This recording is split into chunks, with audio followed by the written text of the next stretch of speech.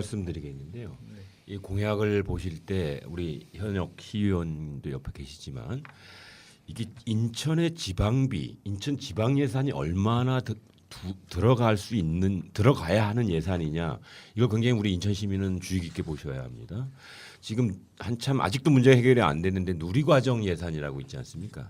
누리과정 예산을 원래 새누리당이 총선 때 준비했다가 대통령 선거 때 확정하면서 지금 생색은 당이 내고 결과적으로 이 분담을 지방에서 해야 되는 이런 문제가 발생한 거거든요. 그랬죠. 예.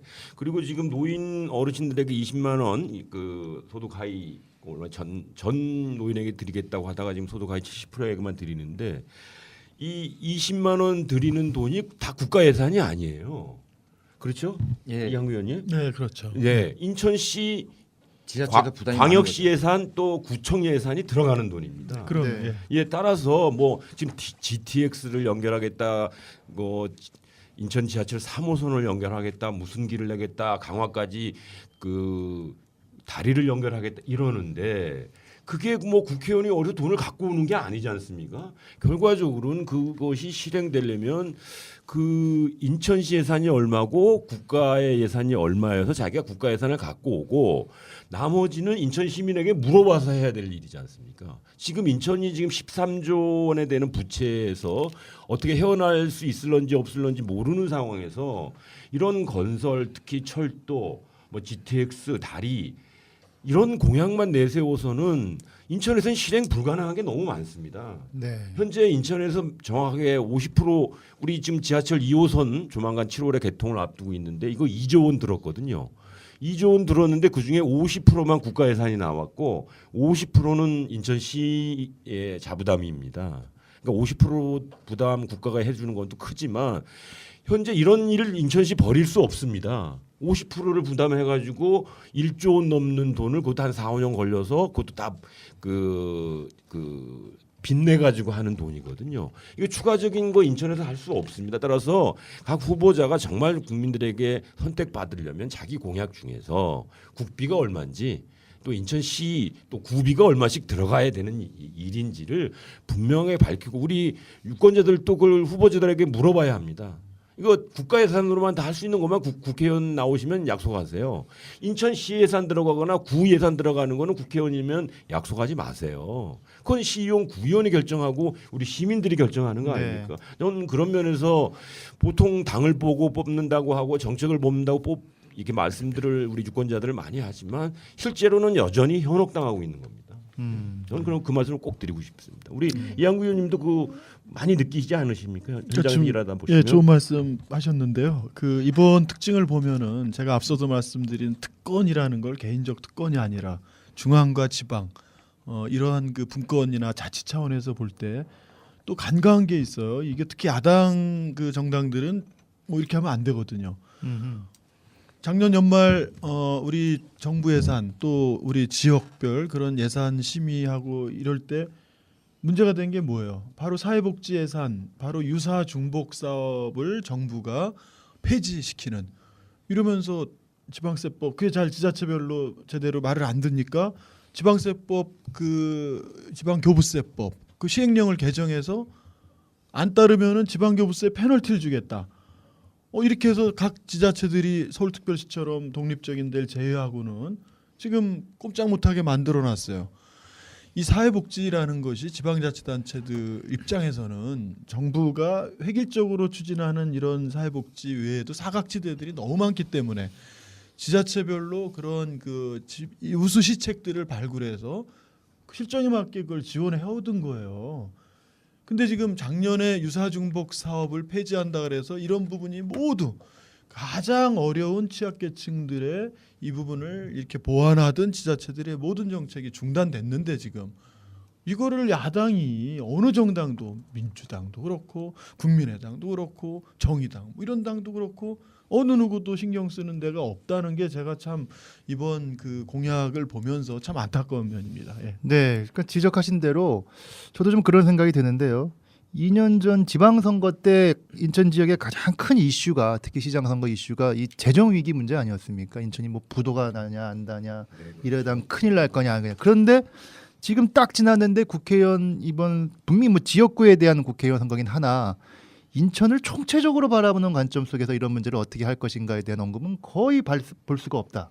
그리고 아까 언급하신 대로 구의원, 시의원들이 지역 개발에 관련된 여러 가지 공약은 다 있지만 이걸 어떻게 인천시 전체적 관점에서 바라볼 거며 그것이 이유는 중앙 정부와의 관계 속에서 어떻게 그런 예산 문제라든가 재정 문제 그리고 여러 가지 그런 거를 볼 것이냐는 관점에서 본다고 하면 제가 볼 때는 어떠신가요? 뭐 점수를 준다면 보면은 뭐 어떻게 줄지 모르겠지만 상대적으로 굉장히 좀 벙 떠 있는 듯한 뭔가 이게 좀 그림은 멋있어 보이나 실제로 그것이 얼마만큼 현실화될 수 있을 것인가 그리고 실제로 인천 시민들이 피부적으로 느낄 수 있도록 공약이 헛공약이 아니고 실제로 공약이 되기 위한 어떤 그런 체계적인 어떤 준비가 되어 있는가를 봤을 때는 굉장히 좀 우려스러운 부분이 없잖아 있습니다. 네, 그렇습니다. 지금 이번에 좀 13명의 국회의원을 뽑는데 3선에 도전하는 분들이 많이 있습니다.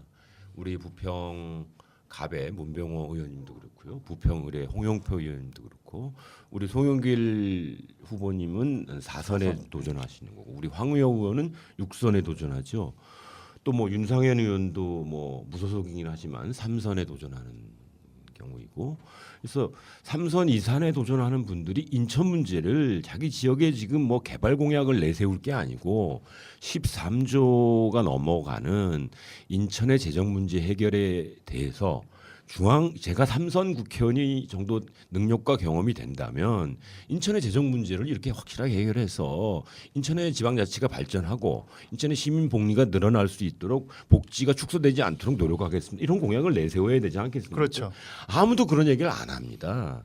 3선 내면 지역 개발 더 잘할 수 있는 걸로 얘기하면 우리 유권자 헷갈리면 안 됩니다. 지금 제가 뭐 시의원 출신이라서 그런 게 아니라 지금 인천의 이 재정 문제는 모든 복지 영역과 또 공공적 영역을 그 힘있게 하지 못하도록 제약적 요소 아닙니까? 그렇습니다. 그러면 우리 3선 이상 되시는 국회의원께서 인천의 재정 문제를 확실하게 해결할 힘 방도를 우리 국민 앞에 특히 인천 300만 시민 앞에 내보이고 그걸 실천하셔야 됩니다. 그래서 13조의 빚을 적어도 재임 중 4년 안에 절반 이상으로 줄여낼 수 있는 방안 로드맵을 만들고 그리고 그 줄어들면 이제 그 사이에 인천에선 지방자치로 우리 시의원, 구의원, 시장님, 구청장님이 우리 시민 복리 증진으로 이 예산을 투입하고 지역 발전에 할 수 있도록 이게 큰 그림을 그려주는 그런 분들이 3선 이상이어야 하는 것인데 아무도 6선을 도전하는 분도 그런 얘기를 안 하는 걸 보니까 참 우리나라 국회의원 선거 왜 국민들이 국회의원에게 세비를 주고 싶어 하지 않는지 이거 보시면 알지 않겠습니까? 네.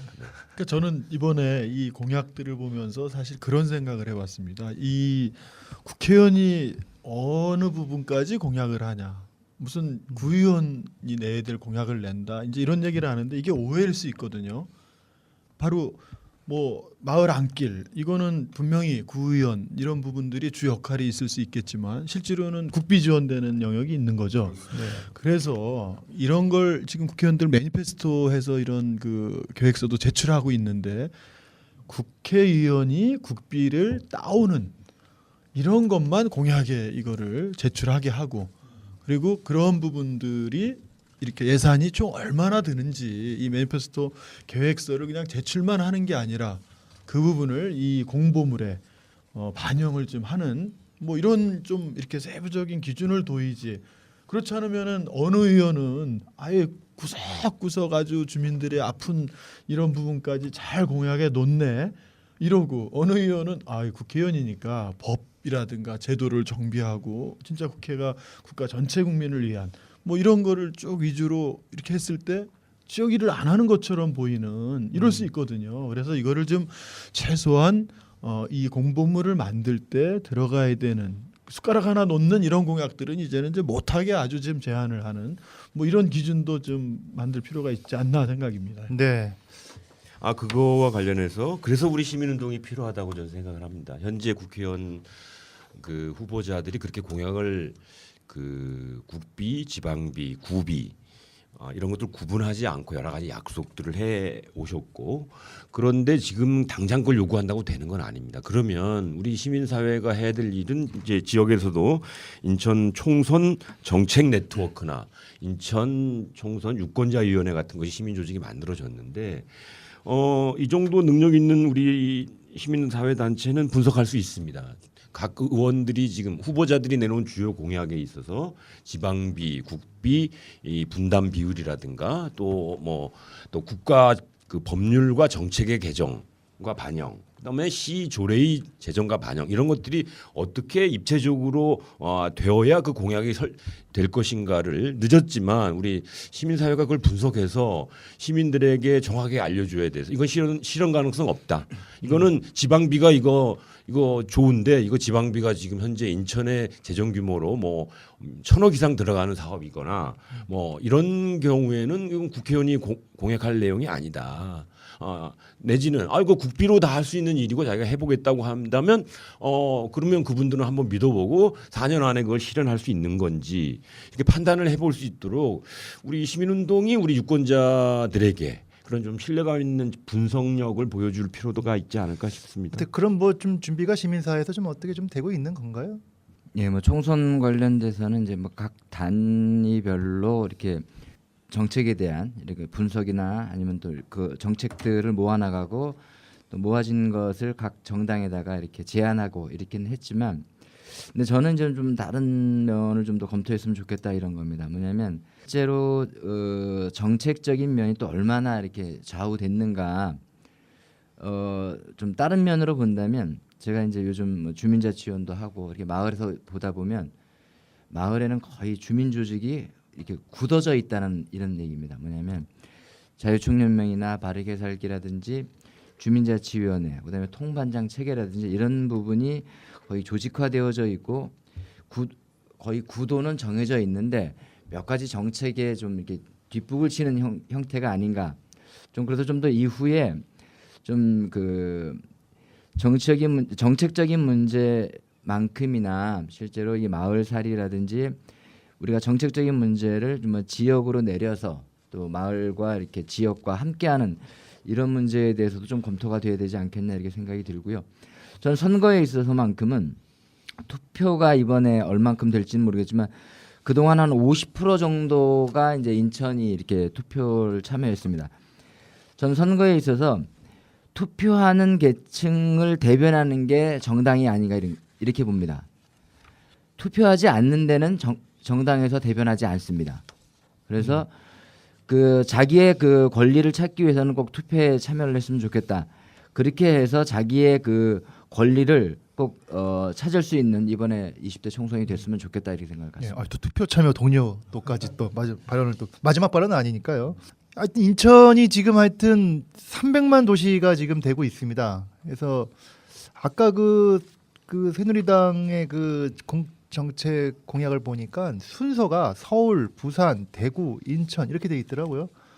인천이 지금 3번째가 된 지가 언젠데 아직도 그런 이렇게 하는 것도 좀 아쉽고, 그리고 또 이번에 국회의원 출마하신 분들이 진짜 인천이 이제 전국의 3대 도시라고 하면 거기에 위상에 걸맞게 어떤 비전과 어떤 이런 걸 좀 보여주고 그거를 달성하기 위해서 무엇을 하겠다는 것도 좀 있으면 좋겠는데 그런 부분 같은 경우는 거의 지금 보이지가 않다 보니까 굉장히 이번 선거가 초기에 계속 언급하신 대로 국회의원 선거이기는 하나 국회의원 선거 같지 않은 공약에 대해서 매우 아쉬움을 탑할 수밖에 없을 것 같습니다.